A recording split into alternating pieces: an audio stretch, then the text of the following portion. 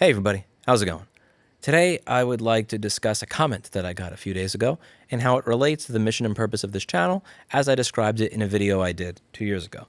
This is a video I did when I was way too high on the plugins in Sony Vegas. It's kind of like people that found reverbs in the 80s, and then it got even worse when people found dynamics processors and that you could use a gate with reverb. It didn't end until Sheryl Crow's Tuesday Night Music Club. The song that was supposed to be the single on that album, the Come to Me or Run Away or whatever, it had a bunch of that gated reverb crap. And the one song that wasn't supposed to be the single, which was All I Wanna Do Is Have Some Fun, that had no reverb on it. And that song having no reverb and becoming a giant hit was the key to gated reverb dying the painful death it needed to die in the early 90s. So I'll always appreciate Sheryl Crow for that, particularly that album and getting rid of that horrible trend in pop music. Anyway, aside from that, this video, Right to Repair, 99% inspiration, 1% legislation.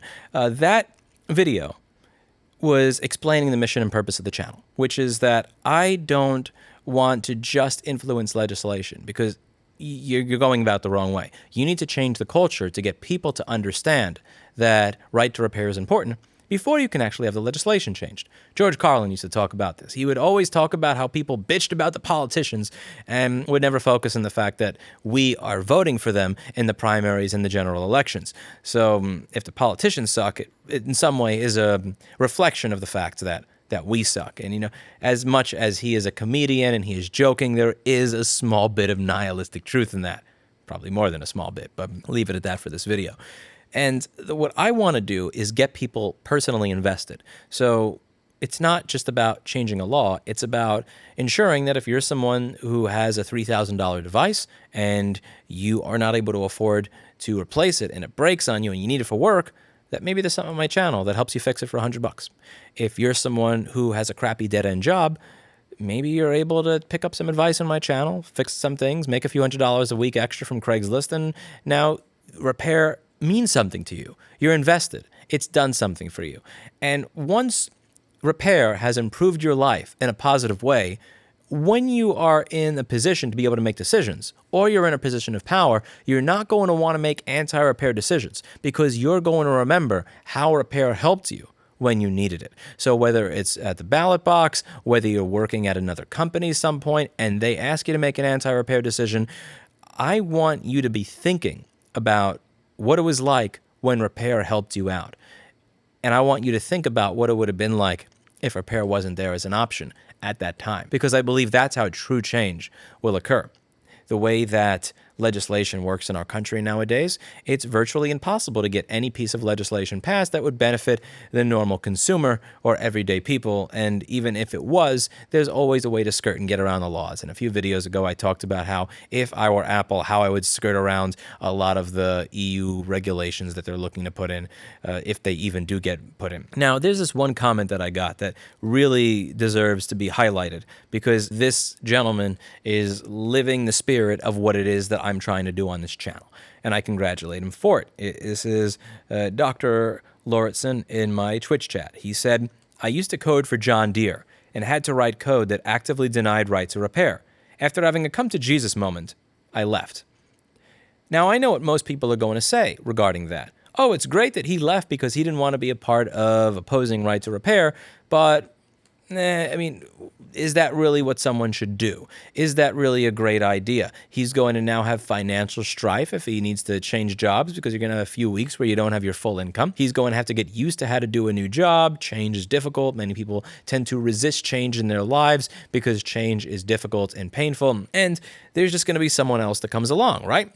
So, you know, John Deere is a publicly traded company that makes good profit. If they needed a coder to last minute, they could easily go to Indeed or Monster, put up an ad for $300,000 to $600,000 a year. It's not going to hurt their bottom line that much, and they'd have someone in that office the next business day.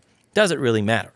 Well, something that I mentioned in an older video is that what most people do is they say, I shouldn't do this because as long as all those other people over there are not taking part in the change with me, it's not going to matter. I need more people. You need 1,000 people, or 10,000, or 10 million, or 100 million to do something for there to be change. How is me doing anything going to happen? Most people don't understand that the way that you get to 100, or 1,000, or 10 million, or 100 million is 10 million people that are just like you. 10 million individuals. It's not the group. It's 10 million individuals that need to make that decision for you to have a group of 10 million people. And if you never start, then you're never going to get there.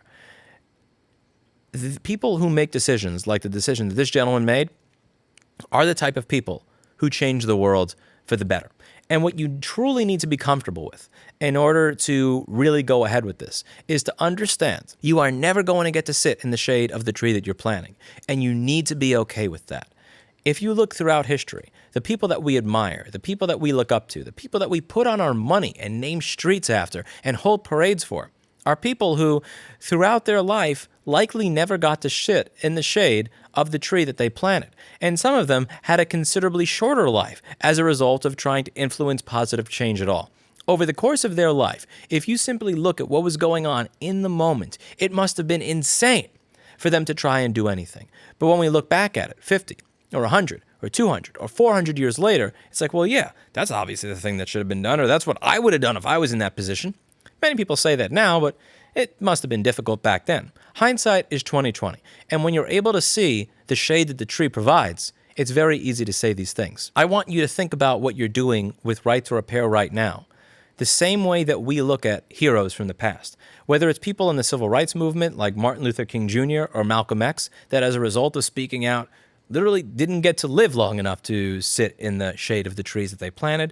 People like Abraham Lincoln, who did not get to see the country grow and evolve and maintain a union as a result of getting shot in the head before getting put in on the currency, or just even people like Galileo, who decided, no, the Earth does not have the sun going around it. The Earth goes around the sun. That's what science says. He believed that we should be valuing science as a culture, as a society, and we should be listening to rational truth.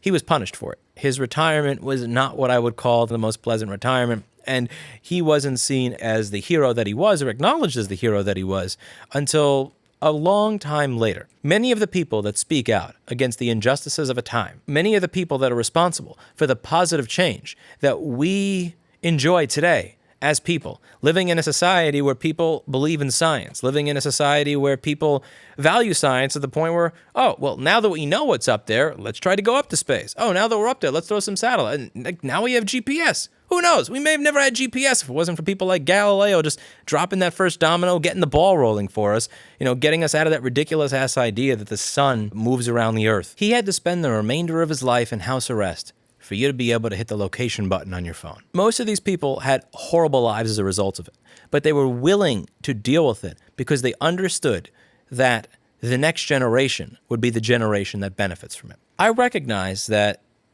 I'm planting a tree that I will most likely never sit in the shade of. I started discussing Right to Repair in this channel 6 or 7 years ago, and it's 2020 now, and when we look at what lawmakers are doing, we have Brazil focusing on the fact that the charger is not included in the box. In the US, Right to Repair is virtually entirely ignored. And in the EU, they finally just started to discuss the idea of labeling products. As we're talking about phones that literally detect if you have changed the camera from one iPhone 12 to another, and then stop it from working unless you had it fixed at an Apple store. There are computers from 2018. Been 2 years now. I can't buy the charging chip, the USB-C MUX chip for them, the CD3215 or CD3217, sorry, or the ISL 9240, and it's been 2 years. I'm probably never going to be able to buy these chips. The activism that I'm doing is the type of activism that is virtually going to ensure that I don't get hired by another company once I'm outside of this repair industry. Once this industry dies, it's also likely not going to get done the things that it needs to get done in the time frame that I would need them to be done in order for this to remain an industry. I'm likely not going to be able to purchase the parts that I need from LG or Intersil or Texas Instruments and so on and so forth in the time that I need for this to remain a viable industry. However, I also acknowledge that if I don't move forward with what it is that I'm doing, that I am going to be passing on a world to my kids where they own nothing and are not happy, where when they purchase a device, whether it is a tractor, a car, a washer, a computer, a phone, a camera, virtually anything, that it's going to last for X amount of time. And when it breaks, you have one person that you can go to have that item repaired.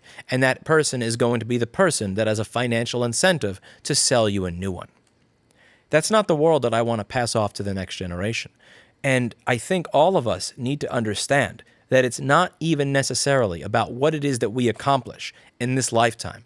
It's about the world that we are passing off to the next generation. And if we make those types of decisions where we say, well, everybody's not on board yet, so I'm not going to do anything. Or even if I do something else, somebody else is not going to do it. Or why should I have a little bit of suffering now if nothing's going to happen for a very long time? You have to understand at that point that in some way you're contributing to the fact that what we're handing off to the next generation is a world where they don't own anything, where they may not even know what they're giving up.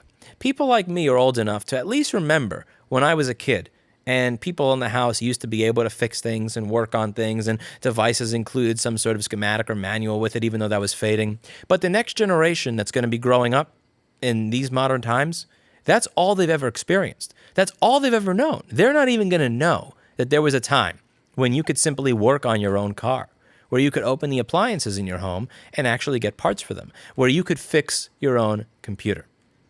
And I think that we have some sense of responsibility to ensure that that doesn't happen. And I think the incentive structure needs to be really thinking about what it will be like for the next generation, but also understanding that in our lifetime, that we are not going to be acknowledged for what it is that we do. That if you're a gentleman like this person who said, I'm quitting John Deere because they're against right to repair, that they're not going to talk about you in 2020. They're not going to talk about you in 2030. There may be a street named after you in 2200. 2500, you may be on their currency. But in 2020, no one's going to care. And that has to be part of the incentive structure. Understanding that throughout history, the people who have made some of the most positive changes were people who were incredibly appreciated after the fact and seen as heroes in another timeline, but also people who never got to sit in the shade of the trees that they created. And I think we're at the point where, in right to repair, people are going to have to be okay with that.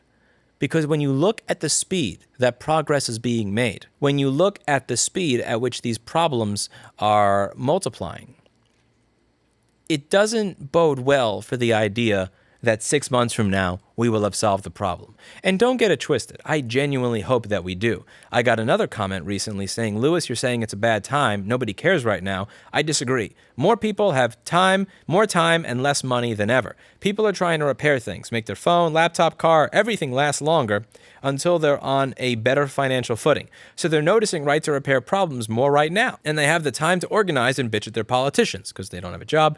I've been posting on Facebook about right to repair, including your videos, for years, and I've been getting more response from my friends and family since COVID hit. I genuinely hope that what he's saying is the case. I really do.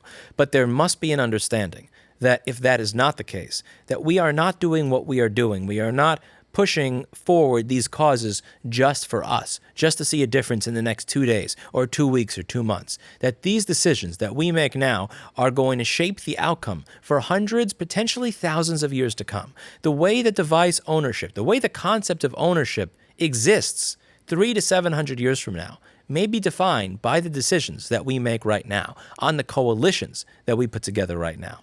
So it's important to not look at it as, well, if I quit, then someone else will just fill my place, so who cares?